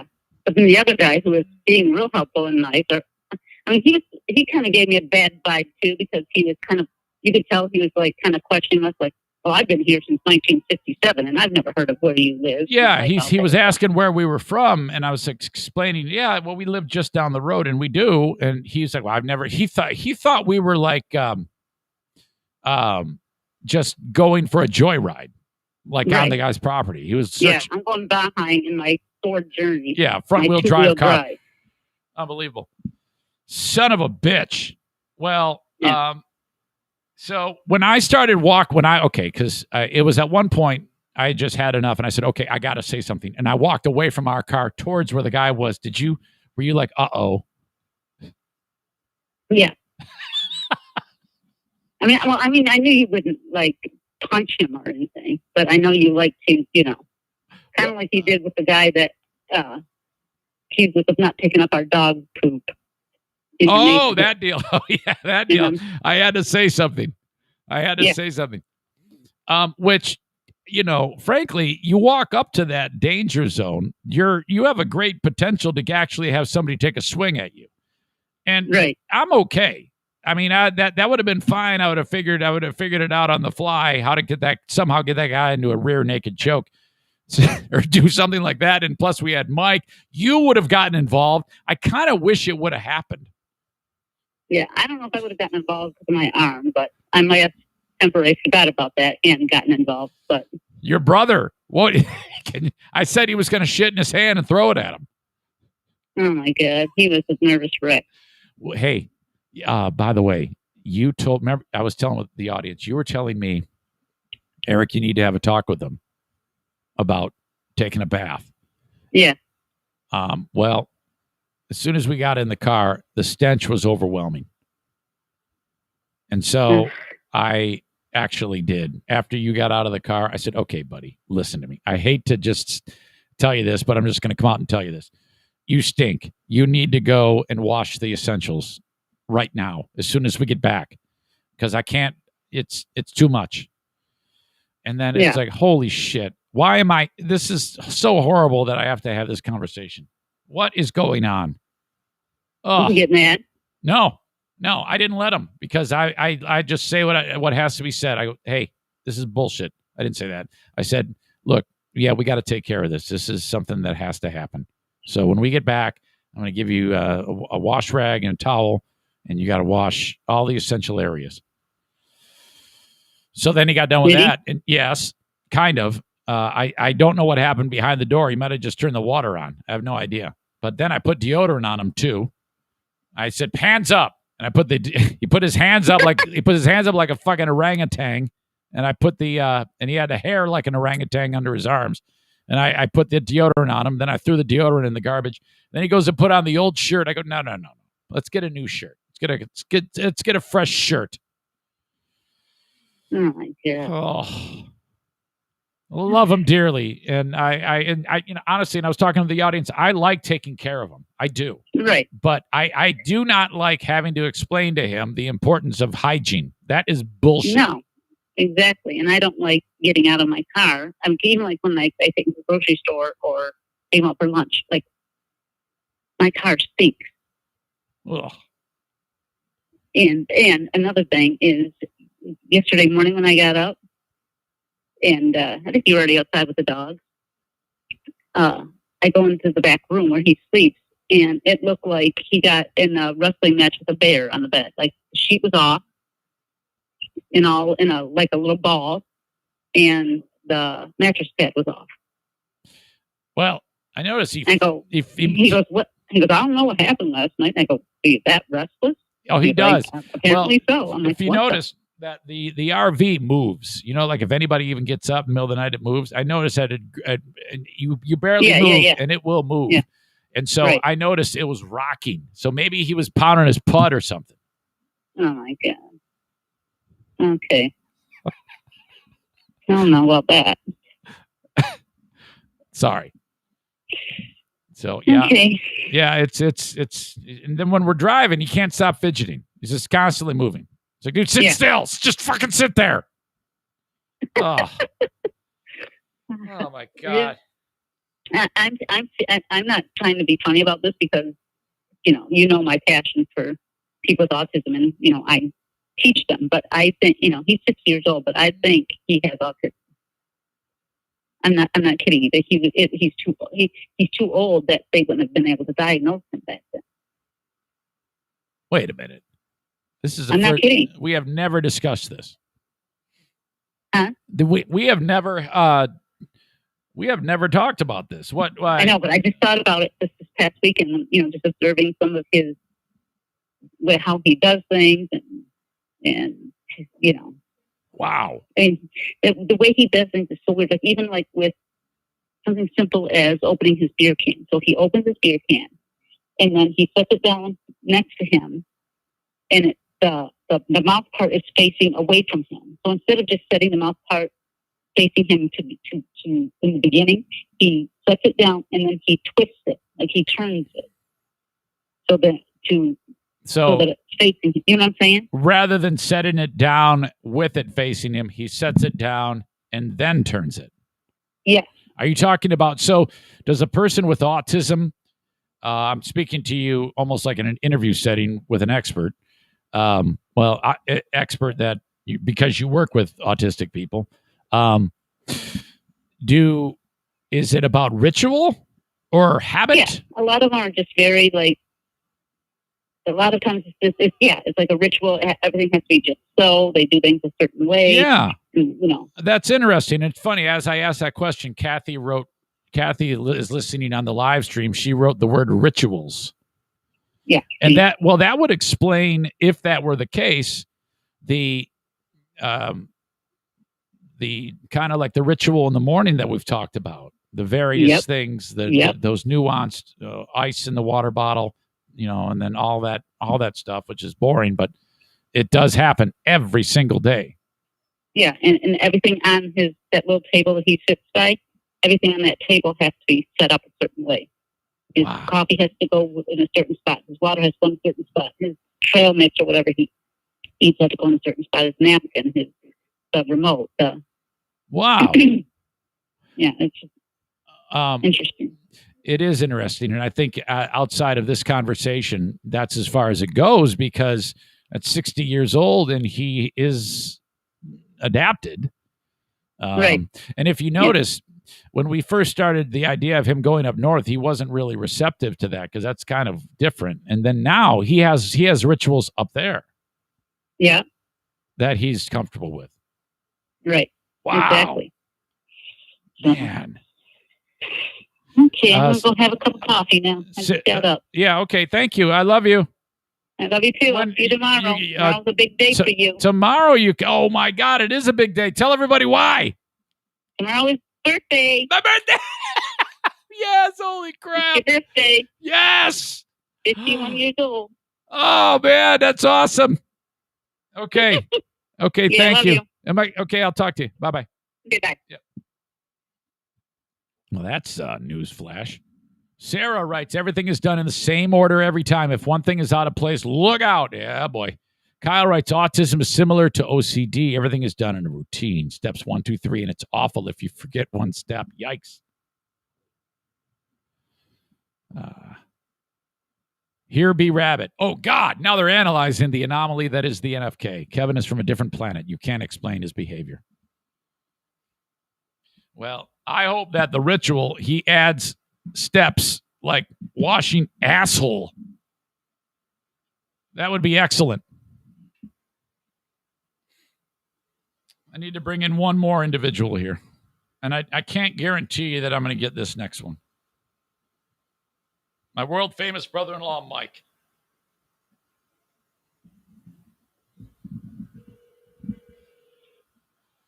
Because he was involved in this caper. I told him I was going to call him, but he tends to sleep in. He owns his own business. Joey says, where are the dogs? They are in here. 3 dogs are in here right now. They're all on the floor. Nobody wants to get up. Come on, Mike. What are you doing? I told you I was going to call you. He owns an alarm company. So if anybody needs an alarm installed. Where was I going to go now? I can't even remember. Holy shit. I cannot believe it. I've been talking for an hour and 46 minutes. I so need to catch up on some of these sponsors. My God. Get your merch, ericzaneshow.com. Great way to support the show and show your pride is by getting a t-shirt, for God's sake. ericzaneshow.com. Click on merch and shop away. I've got tons of different t-shirts, different colors, different designs, all that stuff. Go there and check it out and shop. Maybe get something as a gift for someone. Cornhole America invites you to buy a set of cornhole boards from these folks. It's a great game. Anybody can play, and it's fun. And these are the last set of cornhole boards you will ever have to buy. Custom made. You can put whatever design you want onto a set of cornhole boards. Your favorite team, you name it. All there, cornholeamerica.com. That's where you order. Shipped anywhere in the USA. Yes, they're more expensive than the shit show stuff you buy at the store. But like I said, you will never have to buy another set of cornhole boards again. Custom made for you. Quality materials, great American workmanship, based right here in West Michigan, sending cornhole boards anywhere in the USA. If you do happen to buy a set of cornhole boards from Cornhole America, please send me an email that you did that, and I'll share it with Jason, the owner and operator of Cornhole America. Bennett Flooring Installation invites you to call upon them if you're thinking about getting the flooring installed. Some of you might do it like this. You take out the old stuff on your own, maybe the carpet or the old flooring, whatever it may be, and then you want to install the new stuff, but you're like, hey, I'm a little bit concerned about my ability to install it. Don't feel bad about that. That is, it's kind of like an expert's job, in my opinion. If you want it to be done right, you call Bennett Flooring Installation. That's 616-318-0167. That's 616-318-0167 for Bennett Flooring Installation. If you are in West Michigan, make that call, and they will come to your place and measure and then let you know the cost to install it. You go buy the stuff yourself. You do all the labor of ripping the old stuff out. That's going to save you a ton of money. You're going to get the lowest price possible to have the best looking floor if you don't think you have the expertise to get it done on your own. And that would be me. Okay. JM Synthetics. You can buy AMSOIL products from Jason Mays at JM Synthetics. Okay. First of all, you can buy it at a place called Ionia Outdoors. That's the one location where that's Jason's.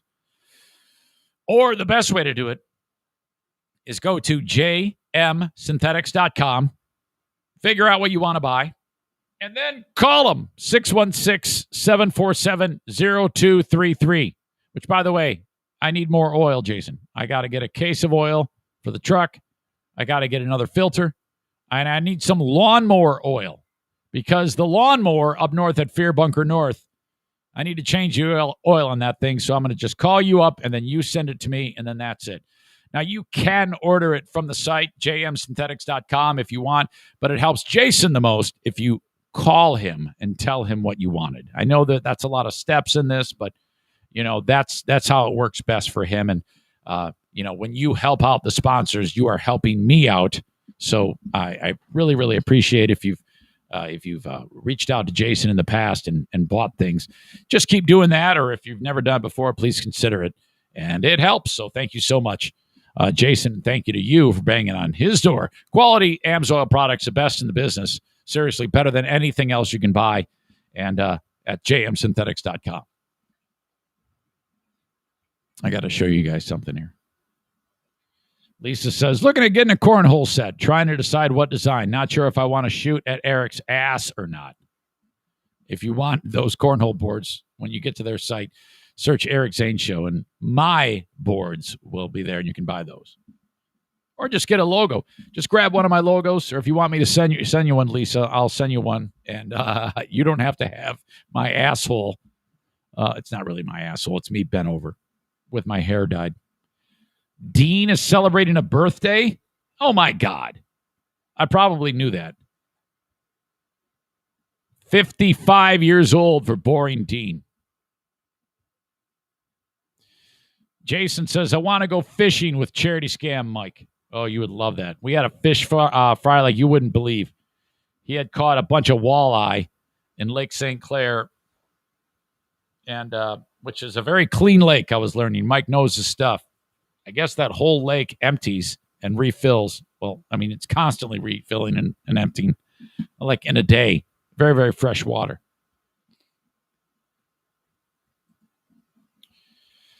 Aram says, you and Dean can share a cake. Yeah, Dean and I aren't sharing anything, okay? No more suggestions about what to do with Dean. Doing push-ups as we speak. Of course you are. Okay. Let's see. I got to share a screen with you again.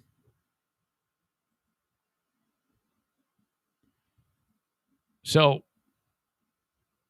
laying in bed the other night, I don't know why, but I looked up the breeds of dog that make O'Neill. By the way, I think I figured out why they're laying on the ground. It's cooler down there than it is up at like even just 3. It's warm in this room all the damn time. I think they figured out if they stay on the ground, they're like cooler. So, there's O'Neill. And, I was told O'Neill is a Shepherd Beagle mix. And the idea was floated he might have Basset Hound in him. Possibly, but I think he's primarily just a Beagle and a Shepherd.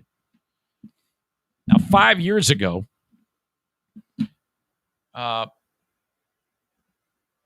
O'Neill. I want to see O'Neill all the time. Hi, O'Neill. Hi, handsome boy. When can I meet that boy? O'Neill was just kind of like a rarity. People are like, what is this dog? And I'm like, he's a Beagle and a Shepherd. So I looked it up, and from the time that we've gotten him to now, something's happened where people have started to breed these, and they're calling it a German Beagle or a Beagle Shepherd, and it's like a designer dog now. Because I just showed you the picture of O'Neill, and I'll link all this up in the show notes so you can see. But if you remember that picture of O'Neill that I just showed you, this is what happens when you search German Beagle or Beagle German Shepherd. Look at that is freaking O'Neill. That dog, it looks just like O'Neill. So, and I was doing some research. Now I got O'Neill for like $10. I think it was free, pretty much, when I picked him up from Lovin' Pups. Great rescue organization, by the way. Carrie over there does an amazing job. Wonderful heart. Love her very much.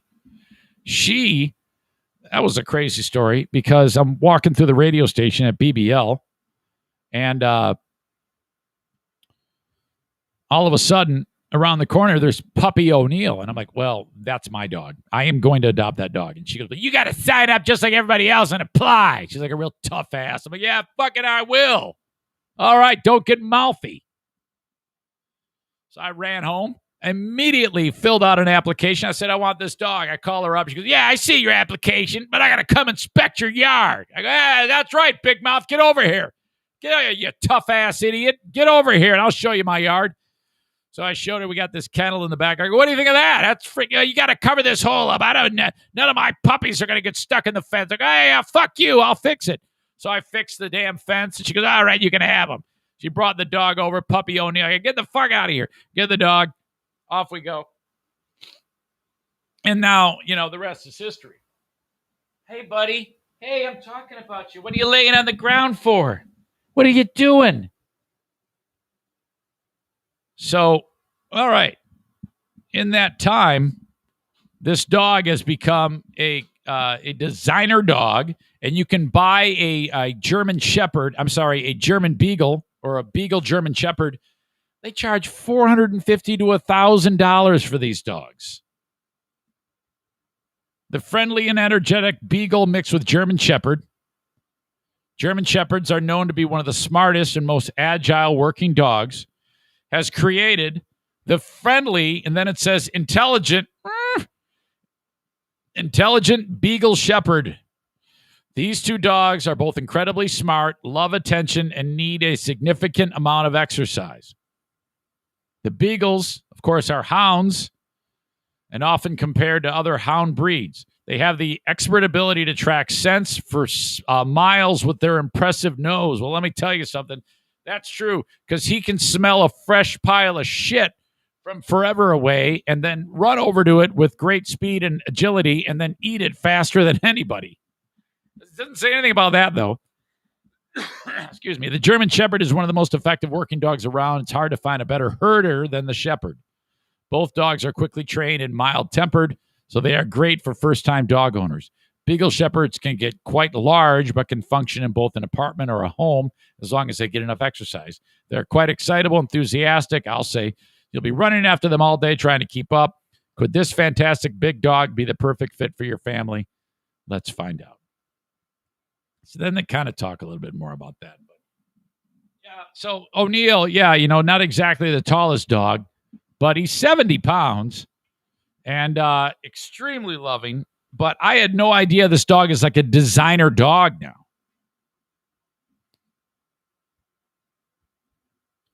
Richard is not happy with my friends at Lovin' Pups. Richard refers to them as something terrible that I don't want to say for fear of retribution.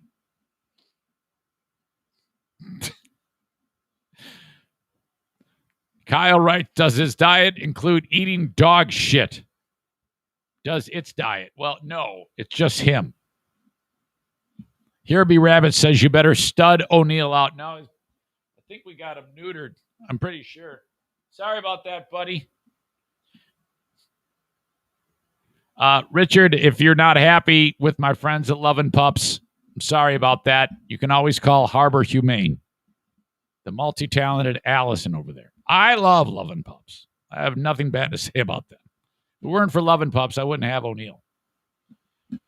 It's just, you need to look at it. She's just a ball breaker. That's what you need. You need a tough-ass woman in that industry, and that's her. She doesn't fuck around. She wants to make sure that the dogs go to the right places, So, and I'm supposed to come see you. When am I coming to see you? Let me see that. I think I wrote it down. Yeah, I'm coming to see you tomorrow. What time did we decide on? I got to reach out to you.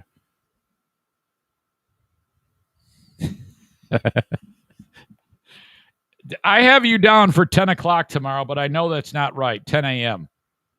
What time did we agree on? Let me know if you could. Send me a text, an email, or leave it right here on the chat if I see it.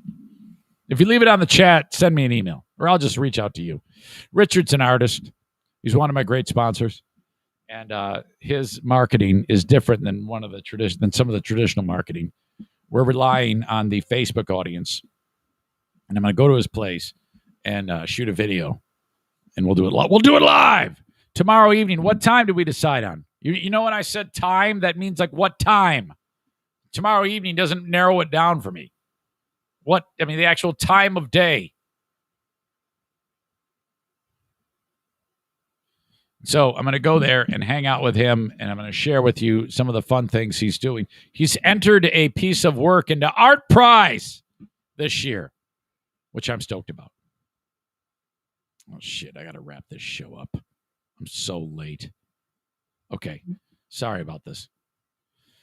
A&E Heating and Cooling. Call Joe Martinez, 616-516-8579. Get an AC unit installed. If you've been waiting to do this, the home's hot, your wife hates you, just do it. Okay, at least just call and get an estimate. And if you really want to be smart about this, get a couple of estimates that are not Joe Martinez first. Okay, if you're like, Zane, I'll go in half with you. I'll reach out to Joe, but he's got to beat the other guys. He will. Trust me on that. Hell, you know what you can do? You can even just say, yeah, Joe, I called 2 other places, and they said that this one that they're cheaper than you. Oh, shit. Maybe you can slip one by the goalie, and he won't ask about it. 616-516-8579 for A&E Heating and Cooling. When you get AC unit installed, he's going to put a Remy Halo in free of charge. All right, I know that I'm heavy on sponsors on the back half of this show. I kind of went really long on the open. I went an hour and 45 minutes on the open. That has never happened before. So I'm going to smash all these into here. I never do that, but that's the way it's got to be. Don't bump ahead. You might miss something good. Stay with me. The Mario Flores Lakeshore team of Van Dyke Mortgage invite you to check them out, 231-332-6505. Reach out to Mario if you are in the market for a mortgage. It could be your first. It could be your 10th. It could be if your credit score is in the dumper. It could be if your credit score is great. And similar to Joe, I suggest you call other people too. Call them first. See how they handle the procedure. The whole process. Just make sure Mario is part of that process. I would greatly appreciate that. Again, reach out to Mario, the Mario Flores Lakeshore team of Van Dyke Mortgage. 231-332-6505. Prince Arming. Gun School. Get that pistol license. The next class is coming up on 2 Saturdays. The first Saturday is Tuesday, July 27th. And then a week later, on August 3rd, evening class, $125, 4 hours a pop. That's it. Take the class before you even think about buying a pistol. If you don't have one, or if you have a pistol, that's fine. You just want to be able to carry your pistol concealed. Okay, this class has it all.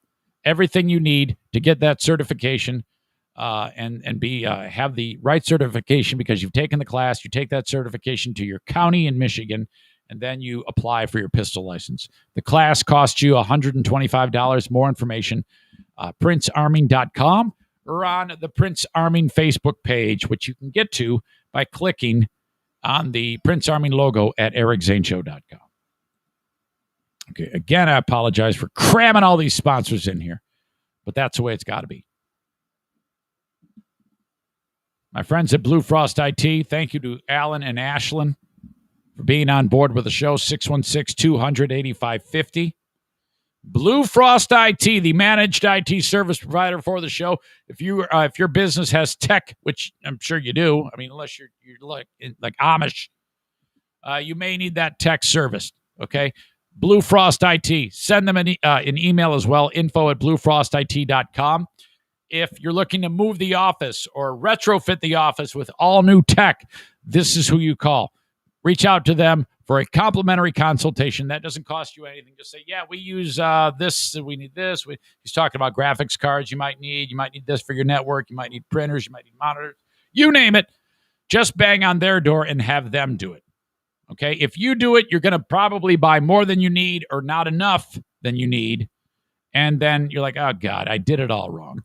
And then use them for the managed IT service provider work each month. You give them a little bit of money, and then you have your own managed IT service provider. You have your own tech department. boots on the ground to help you if you ever need them. Thank you very much to Blue Frost IT. On today's Patreon, I cannot wait to tell you, you know what, I'm going to save that. I'm going to talk about that. It's my interaction with listener Justin. I wanted to get that on the free podcast. But on the Patreon, I am going to get into the day spa drama where it's a dude who wants to be a woman and in his, it's weird because you want to say him or her, but he thinks that he is a woman and he's got a big, gigantic, gnarly dick. Huge, big, gigantic pecker. You know, he looks like Jason Schaefer. Down to his knees, thick, round, you know, like this round. And it's just giant balls.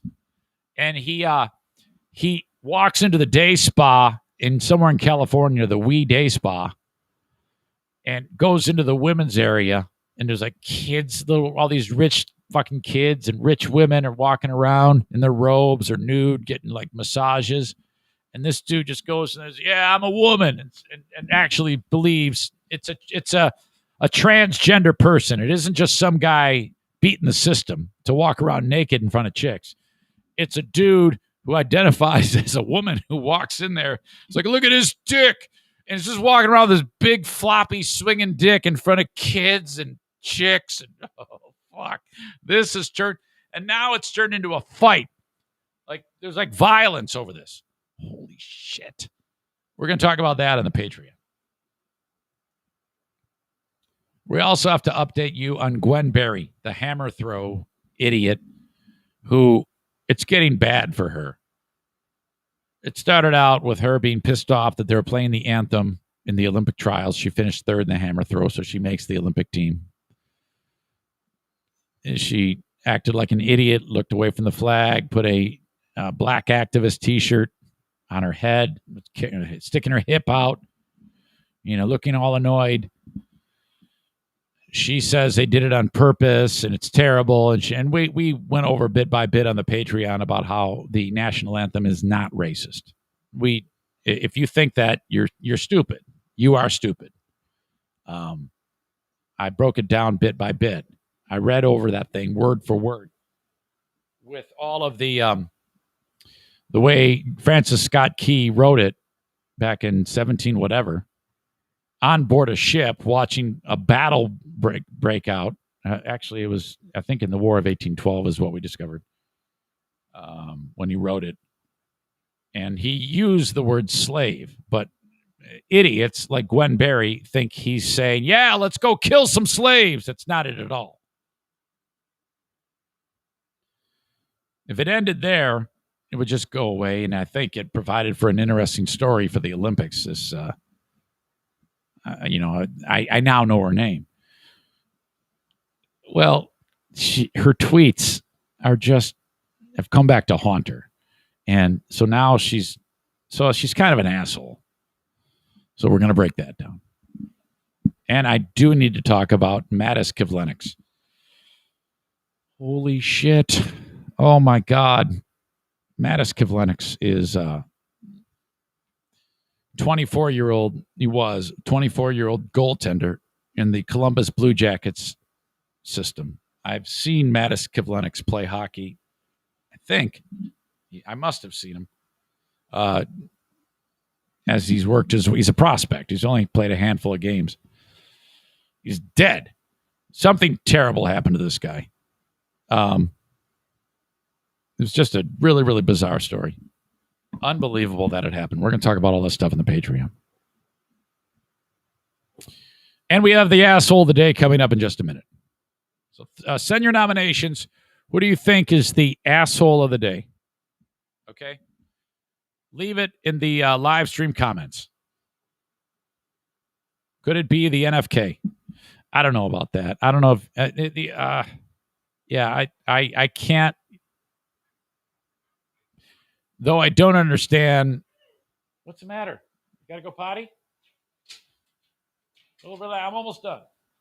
All right. I got to let these dogs out. Hey, come here.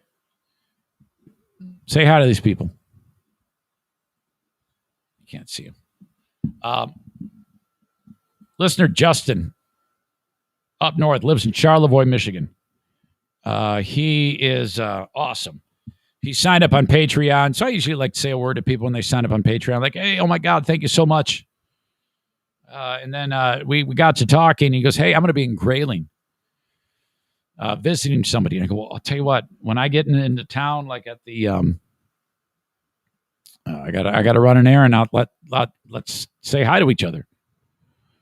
And so he goes, oh my God, that'd be awesome. So he meets me there. And by the way, he has what looks the coolest old school truck. I think he said it's a 79. What'd you say?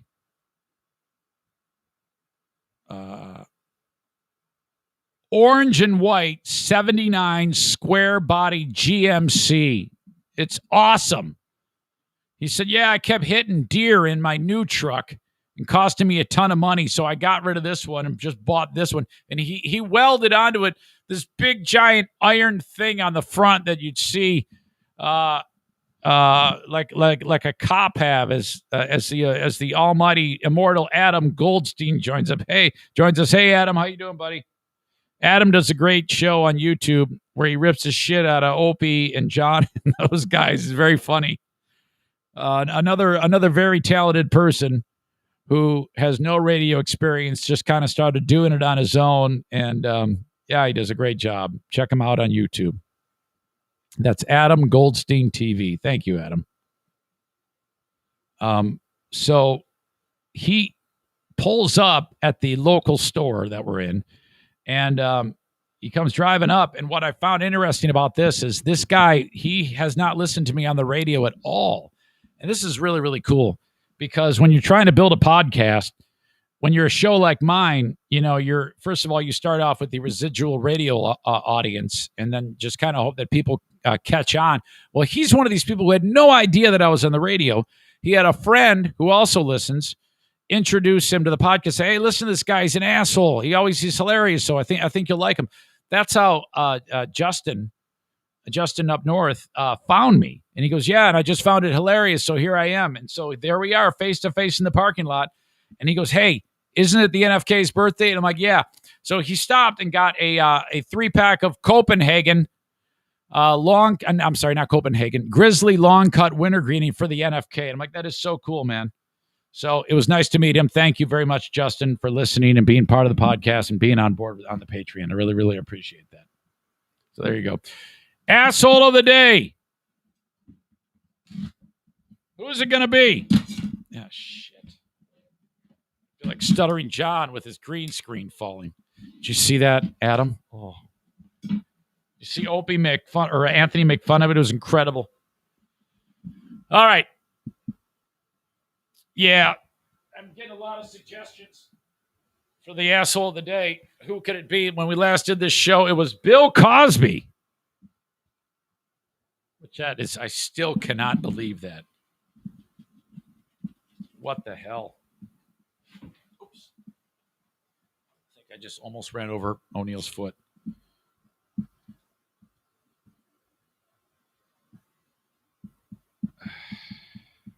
Fairly simple, I think, today.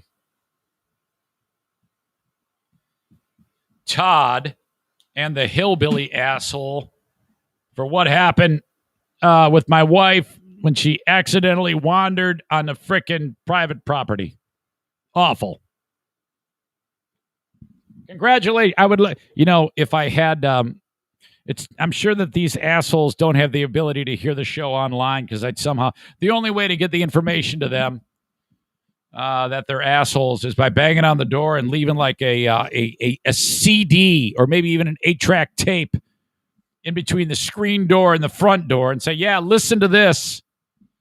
But that's all I need. These idiots will probably hunt me down and fucking burn the trailer down. So I don't need that. Okay. Hey, thanks. Coming up at 10:30 Eastern time, Smarter Than a Former Drug Dealer trivia. Dennis is taking on Throat Slash Dale in trivia.